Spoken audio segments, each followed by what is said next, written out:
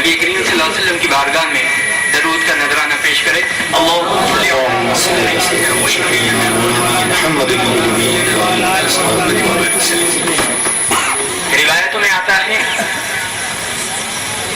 کہ جب تک مومن درود شریف نہیں پڑھتا اس وقت تک اس کی دعا زمین اور آسمان کے درمیان معلق رہ جاتی ہے، باب استجاب تک پہنچنے نہیں پاتی. یعنی آپ کوئی بھی دعا کریں اس وقت تک قبول نہیں ہوتی جب تک آپ دعا کی ابتدا میں آقا نامدار رسول عربی صلی اللہ علیہ وسلم کی بارگاہ میں درود نہ بھیجیں. تو یہ فضیلت ہے، اس کی بے شمار فضیلتیں آئی ہیں، لیکن تنگی وقت ہے. میں دو فضیلتیں بیان کرتا ہوں، اپنے موضوع پہ آ جاؤں. حضرت سیدنا امام حسن بصری رضی اللہ تعالیٰ بہت بڑے تابعی گزرے. آپ کی ولادت یعنی نبی کریم صلی اللہ علیہ وسلم کے وصال فرمانے کے 10 سال بعد اور فاروق اعظم کے عہد مبارک کا آخری لمحہ تھا. 8 سال گزر چکے تھے، 2 سال باقی تھے. اس وقت امام حسن بصری رحمۃ اللہ علیہ کی ولادت ہوئی. آپ کو تابعی کہا جاتا ہے. صحابی وہ شخص جو نبی کریم صلی اللہ علیہ وسلم کو ایمان کی حالت میں دیکھے اور اسی حالت میں اس دنیا سے رخصت ہو جائے، اور تابعی وہ جو ایمان کی حالت میں صحابی رسول صلی اللہ علیہ وسلم کو دیکھے اور اسی حالت میں انتقال فرما جائے. کیونکہ امام حسن بصری رحمۃ اللہ علیہ آقا نامدار رسول عربی صلی اللہ علیہ وسلم کو دیکھے نہ تھے، اس لیے آپ کو صحابی نہیں بلکہ تابعی کہا جائے. مشہور تابعی اور انتہائی متقی پرہیزگار امام التابعین کہا جا سکتا ہے. آپ کی فضیلتیں تو بے شمار ہیں. آپ کو کئی صحابہ کرام اور کئی صحابیات سے شاگردی کا شرف حاصل ہے، لیکن ایک فضیلت میں بتاتا ہوں جس سے اندازہ ہو سکتا ہے کہ امام حسن بصری رحمۃ اللہ علیہ کس پائے درجے کے تابعی ہیں. جب آپ کا وصال ہوا تو بصرہ کا پورا شہر خالی ہو چکا تھا. کہاں گئے تھے؟ نماز جنازہ ادا کرنے. روایتوں میں آتا ہے کہ بصرہ کی جامع مسجد میں کبھی عصر کی نماز نابا نہ ہوئی تھی، لیکن امام حسن بصری رضی اللہ تعالیٰ عنہ کا جب وصال ہوا تو جامع مسجد میں عصر کی بھی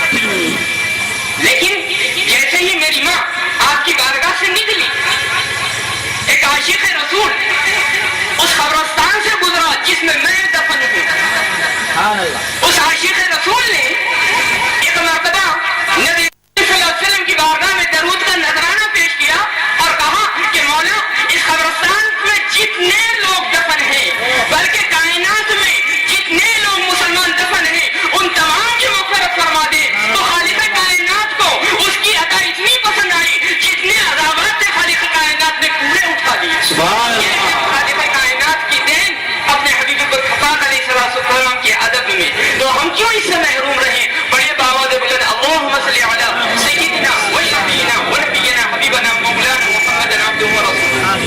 ایک مرتبہ آقا نامدار رسول عربی صلی اللہ علیہ وسلم کے پاس ایک صحابی رسول آئے. کہنے لگے یا رسول اللہ تو کرتا ہوں لیکن میرا طریقہ ہے کہ ایک چوتھائی میں نبی کے لیے مختص کرتا ہوں. یعنی اگر 2-4 حصہ درود پاک کے لیے مختص کرتا ہوں اور 3 حصوں میں میں اپنے لیے اپنے اہل و عیال لیے اور تمام مسلمانوں کے لیے خیر خواہی طلب کرتا ہوں. کیا یہ میرا درود شریف پڑھنا کافی ہے؟ آقا رسول عربی صلی اللہ علیہ وسلم ارشاد فرماتے ہیں اگر تھوڑا بڑھا دیتے تو بہت اچھا تھا. صحابی رسول کہنے لگے یا رسول اللہ اب آئندہ سے میں جب دعا کروں گا تو 2 حصوں میں اپنی دعا کو تقسیم کر دوں گا. ایک حصے میں آپ پر درود شریف بھیجوں گا اور دوسرے میں اپنے لیے دعا طلب کروں گا. کیا یہ کافی ہے؟ نبی کریم صلی اللہ علیہ وسلم نے پھر جواب دیا اگر اور زیادہ کر دیتے تو بہتر تھا. صحابی رسول کہنے لگے یا رسول اللہ اب 3/4 یعنی اگر 4 حصے کروں تو 3 حصے میں آپ پر درود شریف کے لیے مختص کرتا ہوں اور ایک حصے میں اپنے لیے دعا کروں گا. نبی کریم صلی اللہ علیہ وسلم ارشاد فرماتے ہیں اور زیادہ کر دیتے تو بہتر تھا. نبی کریم صلی اللہ علیہ وسلم کا جملہ نکلنا تھا. صحابی رسول کہنے لگے یا رسول اللہ میرے ماں باپ آپ پر قربان اب میں دعا میں درود شریف کے سوا کچھ نہیں پڑھوں گا.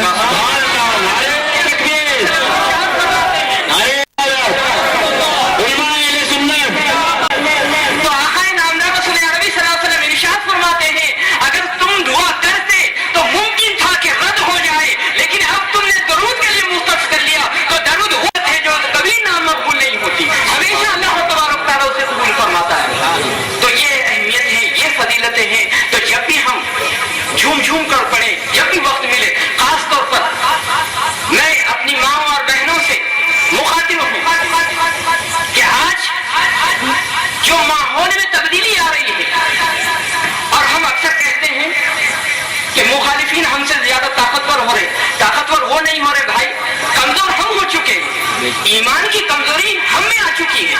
ورنہ اولیاء اللہ جن کے بارے میں خالق کائنات نے بیان فرمایا ان کے خوف ہے نا وہ رنجیدہ ہوں گے, ان کے ماننے والے کیسے خوفزدہ ہو سکتے ہیں؟ کمزوری ہم میں آئی ہے.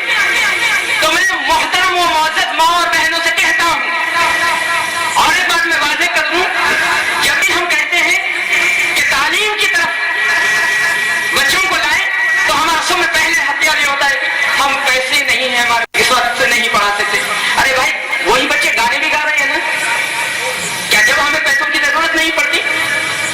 جب تو بے تحاشا بچے گانے گاتے نکل جاتے ہیں ہمارے گھر سے, جب ہمیں احساس نہیں ہوتا کیا ہم غریبی کے عالم میں ہیں؟ جب ہم کہتے ہیں قرآن شریف پڑھائیے تو ہم کہتے ہیں ہم غربت کے مارے ہیں. جب ہم کہتے ہیں نماز سکھائیے کہتے ہیں غربت کے مارے میں. آج ہمارا بے تحاشا پیسہ صرف ہو رہا ہے تفریح گاہوں پر. کیا ہم ڈاکٹر نہیں بنا سکتے, انجینئر نہیں بنا سکتے, عالم دین نہیں بنا سکتے, حافظ قرآن نہیں بنا سکتے؟ بے شمار دولت آ رہی ہے لیکن اس کا بیجا اسراف ہو رہا ہے. تو میں خاص طور پر ماں اور بہنوں سے کہہ رہا ہوں, ان سے مخاطب ہوں, کیونکہ وہ پہلی درسگاہ ہے تمام لوگوں کے لیے. جتنے بھی محدثین اس دنیا میں آئے ہیں وہ ماں کی گود سے آئے ہیں. جتنے مین آئے ہیں, جتنے اولیاء اللہ آئے ہیں وہ ماں کی گود سے آئے ہیں. اگر ماں کی گود سے ہی ہو جائے گی, وہ اگر اہل سنت والجماعت کے تابع ہو جائے گی تو یقین جانیے کہ ہر بچہ اہل سنت والجماعت کا نکلے گا. سبحان اللہ. کیا بات ہے کہ مخالفین طاقتور ہو رہے ہیں؟ وجہ یہ ہے کہ ہم کمزور ہو گئے. اور آج کل ایک نیا دعویٰ نکلا ہے کہ فلان چیز سعودی عرب میں نہیں ہوتی. مثلا آج ہم حضرت سیدنا امیر اللہ شاہ مودی صاحب کا عرصہ شریف منا رہے ہیں. سعودی سے لوگ کہہ دیتے ہیں کہ سعودی عرب میں عرس نہیں ہوتا. ارے ہم پوچھتے ہیں بھائی اس میں کیا کرتے ہیں؟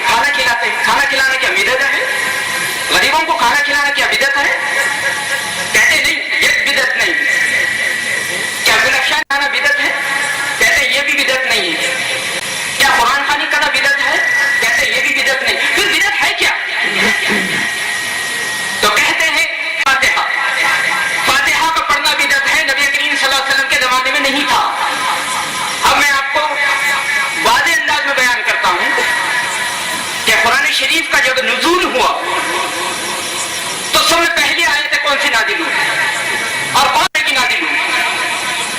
ہر مسلمان ہے کہ سب میں پہلی جو آیت نازل ہوئی غار ہرا میں، اقرا باسم ربک الذی خلق،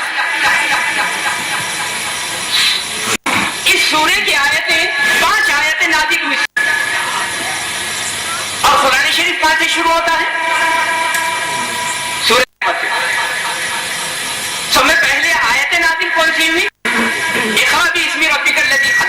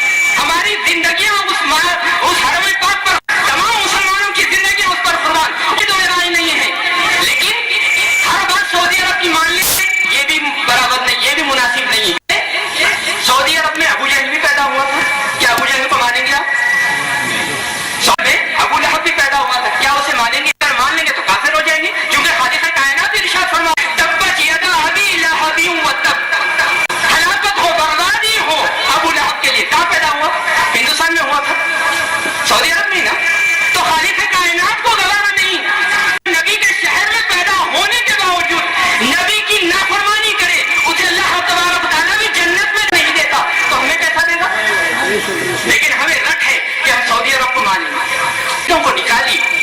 اگر کوئی چیز ہمارے لیے مشعل راہ ہے تو اللہ رب تبارک و تعالیٰ کی قرآن حکیم ہے اور صاحب قرآن کا اسوہ حسنہ ہے, اولیاء اللہ کا قدوت حسنہ ہے. ان چیزوں پر مانیں گے تو ہمیں جنت نصیب ہوگی. سبحان اللہ. اگر ان چیزوں کو چھوڑیں گے تو جہنم میں جائیں گے. اب اولیاء اللہ ہوتے کیوں ہیں؟ ان کی بھی تعریف معلوم ہو تو قرآن شریف میں اعلان ہوتا ہے ان اولیاءہ الا المتقون. اس کے اولیاء ہوتے ہیں جو تقوی رکھنے والے ہیں, جو صاحب تقوی ہے. تقوی کے معنی ہے بچنا, کسی چیز سے بچنا. اب اصطلاح میں تقوی کہتے ہیں اللہ رب تبارک و تعالیٰ نے جسے منع فرما دیا اس سے رکنا, اور جو چیز کرنے پر دیا ہے اس کی نافرمانی کرنے سے بچنا, یعنی وہ کرنا, اس کو چھوڑنے سے گھبرانا. یہ ہے تقوی. تو اللہ رب تبارک و تعالیٰ نے عام الفاظ میں بیان فرما دیا کہ اللہ کے ولی کون ہوتے ہیں. ان اولیاءہ الا المتقون, اس کے ولی وہی ہوتے ہیں جو صاحب تقوی ہیں. یہ تقوی ہی کی کمی ہے کہ ہمیں ایمان کی کمزوری آ رہی ہے. آج ہمیں اسلام سے دوری نظر آ رہی ہے. ہمارے اسلاف کی زندگی اٹھا کر دیکھیں, انتہائی تقوی شعاری کی زندگی گزارا کرتے تھے. امام اعظم ابو حنیفہ رحمۃ اللہ علیہ, ابھی میرے ساتھی نے کہا کہ دنیا میں سب میں زیادہ اگر کسی فقہی مذہب کو مانا جاتا ہے تو امام ابو حنیفہ رحمۃ اللہ علیہ. کس لیے؟ کیا علم کی وجہ سے؟ اہل علم تو بہت گزرے ہیں, نہ صرف مسلمانوں میں بلکہ اغیار میں بھی گزرے ہیں. اصل جو چیز تھی ان کا تقوی تھا.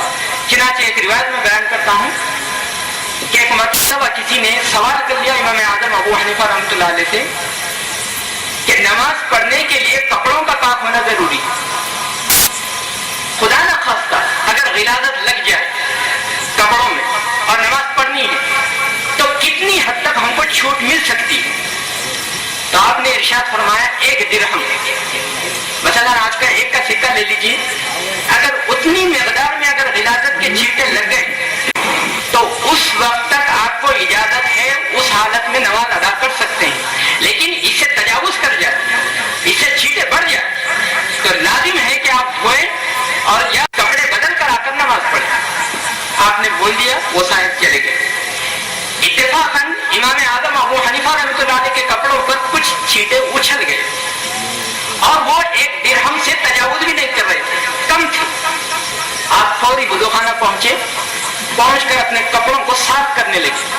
جو سائل سوال کر کے گیا تھا وہ آ گیا, کہنے لگا امام اعظم ابھی آپ نے کہا تھا کہ 1 درہم سے اگر تجاوز کر جائے تو اس وقت صاف صفائی کرنا لازم ہے, لیکن آپ کے جسم پر, آپ کے کپڑوں پر اتنی غلاظت کے چھینٹے نہیں آئے ہیں جو 1 درہم سے تجاوز کر جائیں. تو آپ نے کہا کہ وہ فتویٰ تھا, یہ تقویٰ ہے. سبحان اللہ. وہ فتویٰ